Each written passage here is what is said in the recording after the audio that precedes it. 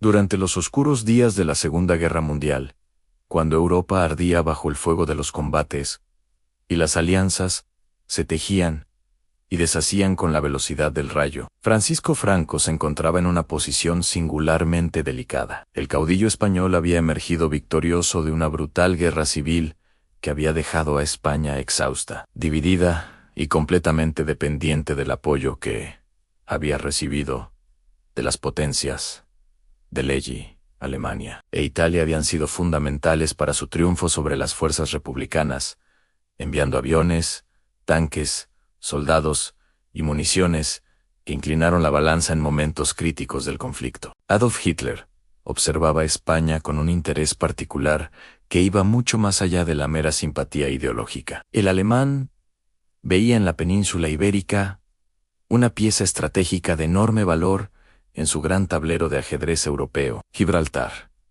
ese pequeño peñón británico que controlaba el estrecho entre el Mediterráneo y el Atlántico. Representaba para Hitler una obsesión militar de primer orden. Si lograba cerrar ese paso, podría estrangular las rutas de suministro británicas, aislar su flota mediterránea y quizás forzar a Londres a negociar una paz que le permitiría concentrar todos sus recursos en la invasión de la Unión Soviética. La relación entre Franco y Hitler había comenzado con cierta calidez artificial, alimentada por la gratitud española hacia la ayuda recibida y por las expectativas alemanas de cosechar los frutos de su inversión bélica en la guerra civil española. Sin embargo, bajo esa superficie de cordialidad diplomática, se escondían tensiones profundas y objetivos estratégicos que no siempre coincidían. Franco era un militar astuto, que había sobrevivido a décadas de intrigas políticas y combates en el norte de África, y no tenía intención de convertir a España en un satélite alemán al estilo de los países ocupados de Europa. En octubre de 1940, Hitler decidió que había llegado el momento de cobrar la deuda de guerra que Franco tenía con Alemania. El plan alemán era claro y ambicioso.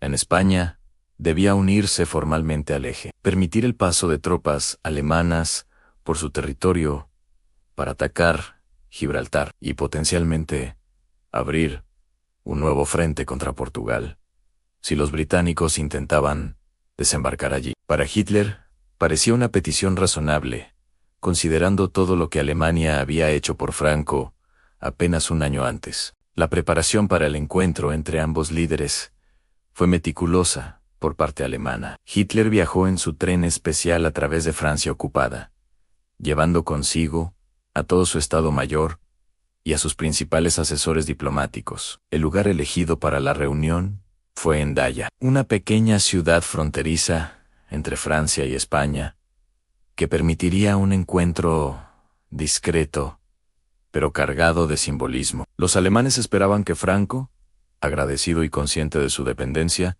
aceptaría rápidamente las condiciones alemanas y España entraría en guerra junto al eje en cuestión de semanas. Sin embargo, Franco tenía sus propias ideas sobre cómo debía desarrollarse ese encuentro. El caudillo español había pasado meses evaluando cuidadosamente la situación internacional, consultando con sus generales más cercanos y analizando el verdadero estado de España. El país estaba devastado tras 3 años de guerra civil fratricida. Las ciudades mostraban las cicatrices de los bombardeos, la industria funcionaba a duras penas, las reservas de alimentos eran peligrosamente bajas, y el ejército español, aunque victorioso, estaba equipado con armamento obsoleto y heterogéneo. Además, Franco era plenamente consciente de la dependencia económica de España respecto a las importaciones de petróleo y grano, que llegaban principalmente desde América. Estados Unidos, aunque oficialmente neutral en 1940, dejaba claro que no vería con buenos ojos una España beligerante al lado de Hitler. La Royal Navy británica dominaba los mares y podría bloquear fácilmente los puertos españoles, condenando al país al hambre y la paralización industrial. Estas consideraciones prácticas pesaban enormemente en la mente del pragmático dictador español. El 23 de octubre de 1940, los dos trenes se encontraron finalmente en Hendaya. Hitler descendió de su vagón con la confianza de quien ha conquistado media Europa en pocos meses. Esperando una conversación rápida y productiva, Franco llegó con retraso deliberado, una táctica que utilizaría repetidamente en sus negociaciones con los alemanes. Desde el primer momento, quedó claro que aquella no sería la reunión triunfal que Hitler había imaginado. Las conversaciones comenzaron con cierta formalidad, pero rápidamente se adentraron en territorio espinoso. Hitler expuso su visión de la guerra, explicando cómo Gran Bretaña estaba al borde del colapso y cómo la entrada de España en el conflicto podría dar el golpe definitivo. Describió en detalle la Operación Félix, el plan alemán para tomar Gibraltar mediante un ataque combinado que utilizaría tropas especializadas alemanas apoyadas por fuerzas españolas. Según los planificadores alemanes, Gibraltar podría caer en cuestión de días si se ejecutaba correctamente. Franco escuchaba con atención, pero sin el entusiasmo que Hitler esperaba. Cuando le tocó hablar, el caudillo comenzó a plantear una serie de condiciones que tomaron por sorpresa a la delegación alemana. España no podía simplemente entrar en guerra, explicó Franco con su característica voz pausada y nasal. El país necesitaba garantías territoriales concretas.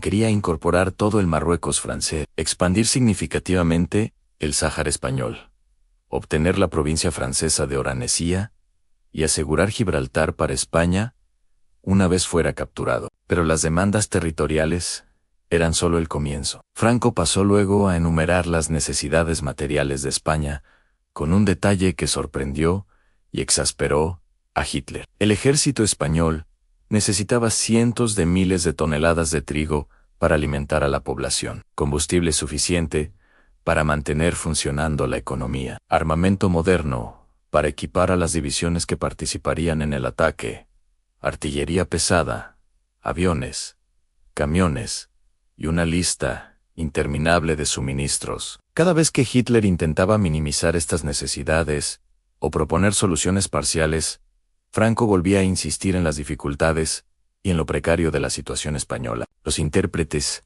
trabajaban sin descanso, mientras la conversación se prolongaba hora tras hora. Hitler, acostumbrado a que sus interlocutores europeos capitularan rápidamente ante sus demandas, se encontraba ahora en una situación totalmente diferente. Franco no era un líder derrotado al que podía imponer condiciones, ni un aliado menor deslumbrado por los éxitos alemanes. Era un dictador que había ganado su propia guerra civil y que defendía los intereses españoles, con una tenacidad que rayaba en la obstinación. La frustración de Hitler iba en aumento a medida que Franco continuaba planteando objeciones y condiciones. Él intentó varios enfoques diferentes.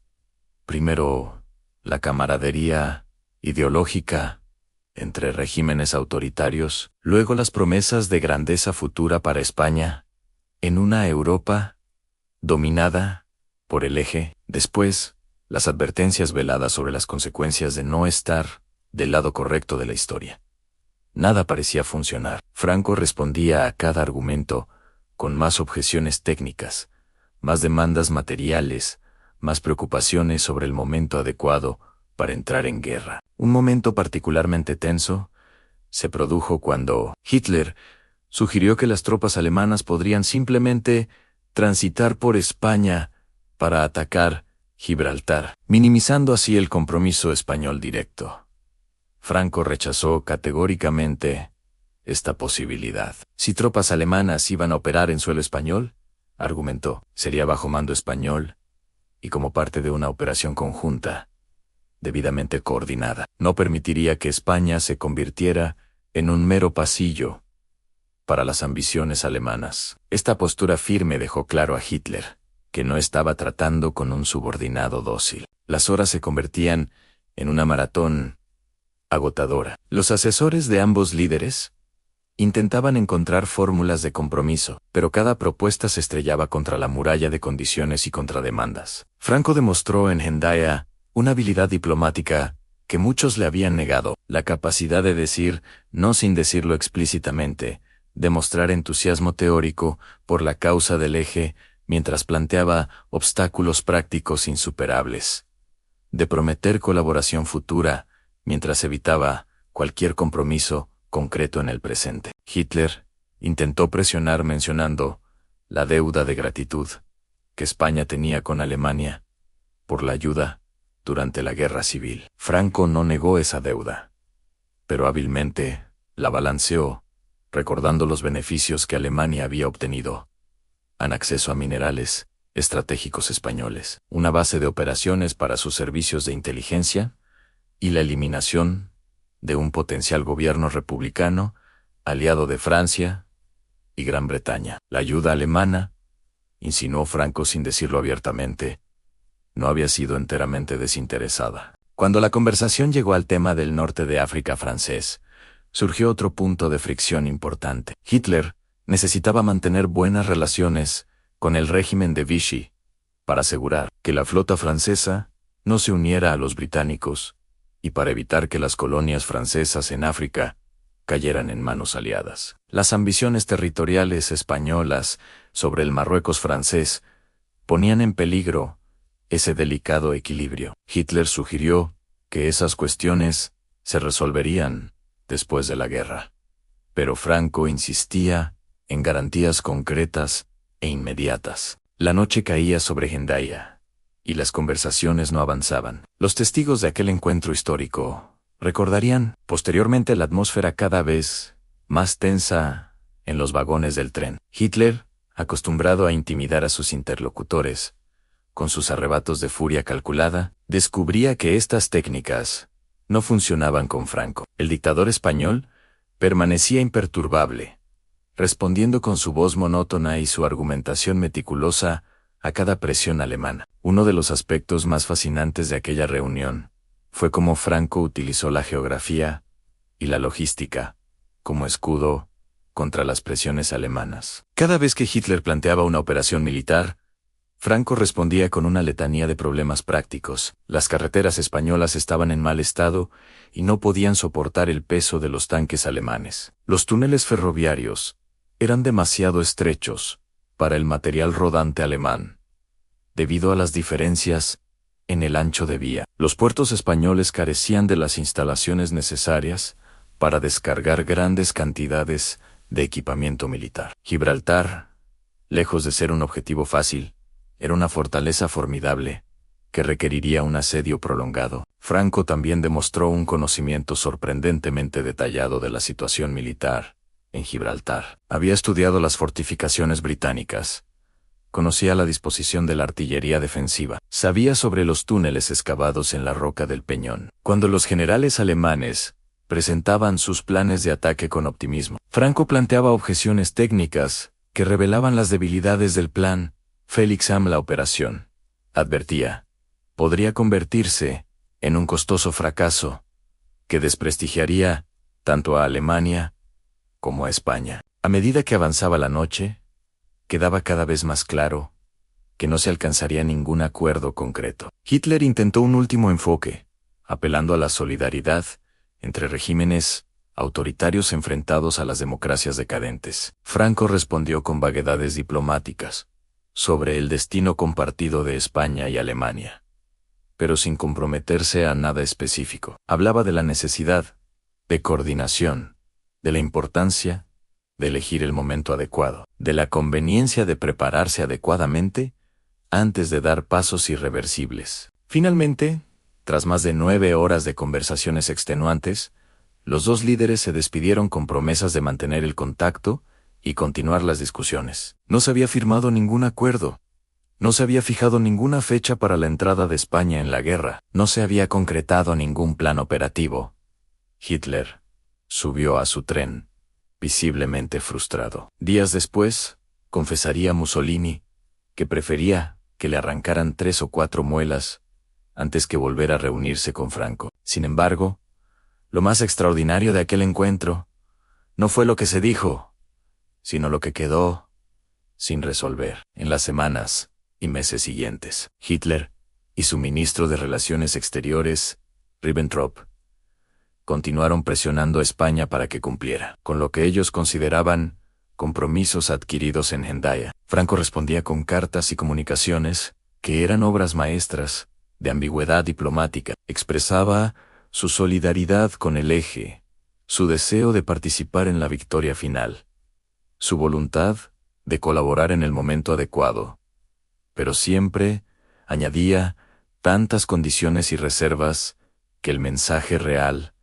era claro: España no entraría en guerra. Los historiadores han debatido durante décadas sobre las verdaderas intenciones de Franco en Hendaya. Algunos argumentan que genuinamente quería unirse al Eje, pero las circunstancias materiales de España lo hicieron imposible. Otros sostienen que Franco nunca tuvo intención de entrar en guerra y utilizó las demandas excesivas como excusa para evitar el compromiso. Una tercera corriente sugiere que Franco mantuvo deliberadamente la ambigüedad para maximizar su margen de maniobra, dejando abiertas todas las opciones según evolucionara la guerra. Lo que resulta indiscutible es que, después de Hendaya, a pesar de la presión alemana continua, España nunca entró formalmente en la Segunda Guerra Mundial. Franco permitió ciertos gestos simbólicos de apoyo a Leyo en envío la División Azul a luchar en el frente ruso. Mantuvo una neutralidad favorable a Alemania en los primeros años de la guerra. Permitió que submarinos alemanes repostaran discretamente en puertos españoles. Pero estos gestos estaban cuidadosamente calibrados para no provocar una intervención aliada mientras mantenían a Hitler con la esperanza de una futura entrada española en guerra. La habilidad de Franco para resistir las presiones alemanas tuvo consecuencias históricas de enorme magnitud. Gibraltar nunca fue atacada, lo que permitió a los británicos mantener el control del estrecho y usar el Peñón como base crucial para operaciones en el Mediterráneo y el norte de África. La neutralidad española, aunque favorable al Eje, evitó que las líneas de suministro aliadas fueran cortadas y proporcionó una ruta por la cual miles de refugiados, aviadores derribados y agentes de inteligencia pudieron escapar de la Europa ocupada. El encuentro de Hendaya también reveló los límites del poder alemán en su momento de máxima expansión. Hitler había conquistado Polonia, Dinamarca, Noruega, Bélgica, Holanda y Francia, en campañas militares brillantes, pero descubrió que no podía simplemente ordenar a Franco que entrara en guerra. La diplomacia coercitiva alemana, tan efectiva con países pequeños y aterrorizados, fracasaba ante un dictador que había ganado su propio poder por medios violentos y no debía su posición a Berlín. Para España, la decisión de Franco de mantenerse al margen de la guerra mundial, tomada efectivamente en Hendaya, aunque no anunciada públicamente, resultó fundamental para la supervivencia del régimen. Si España hubiera entrado en guerra al lado del Eje, habría sufrido probablemente bombardeos aliados, bloqueo naval, invasión desde el norte de África y eventual ocupación. El régimen de Franco difícilmente habría sobrevivido a una derrota junto a Hitler y Mussolini. Al permanecer neutral, aunque manchada por su simpatía hacia el Eje, España pudo evitar la destrucción y eventualmente iniciar una lenta reconciliación con las potencias occidentales durante la Guerra Fría. La reunión de Hendaya permanece envuelta en cierto misterio, porque no todos los detalles de las conversaciones se conocen con certeza. Los registros diplomáticos de ambos lados presentan versiones ligeramente diferentes de lo discutido. Algunos documentos permanecen clasificados o se perdieron durante la guerra. Los testimonios de los participantes, ofrecidos años después, están coloreados por el conocimiento posterior del curso de la guerra y por el deseo de presentar las acciones propias bajo la mejor luz posible. Lo que sabemos con certeza es que Franco salió de Hendaya sin haber cedido a las demandas alemanas de entrada inmediata en la guerra, y que Hitler partió frustrado y sin el compromiso firme que buscaba. En los meses siguientes, mientras la guerra se expandía a los Balcanes y luego a la Unión Soviética, las posibilidades de una intervención española se desvanecieron gradualmente. Para 1942, cuando la marea de la guerra comenzaba a cambiar después de Stalingrado y el Alemán, ya era evidente que España no se uniría al eje. El legado de Hendaya es complejo y controvertido. Para algunos, Franco demostró ser un maestro de la diplomacia evasiva que salvó a España de la destrucción de la guerra mundial mediante su astucia. Para otros, simplemente tuvo suerte de que las circunstancias materiales de España proporcionaran excusas convenientes para no cumplir con obligaciones morales hacia quienes lo habían ayudado a ganar la guerra civil. Una tercera perspectiva sostiene que Franco carecía de principios firmes y simplemente apostó por el caballo ganador cuando comenzó a percibir que el eje podría no triunfar. Independientemente de cómo se juzgue la conducta de Franco, el encuentro de Hendaya representa un momento fascinante en el que la gran maquinaria de guerra alemana se enfrentó a un obstáculo inesperado, en la forma de un dictador español obstinado que defendía lo que percibía como los intereses nacionales de España. Fue un recordatorio de que, incluso en medio del poder abrumador y la conquista, la diplomacia y la voluntad política individual aún podían alterar el curso de los acontecimientos.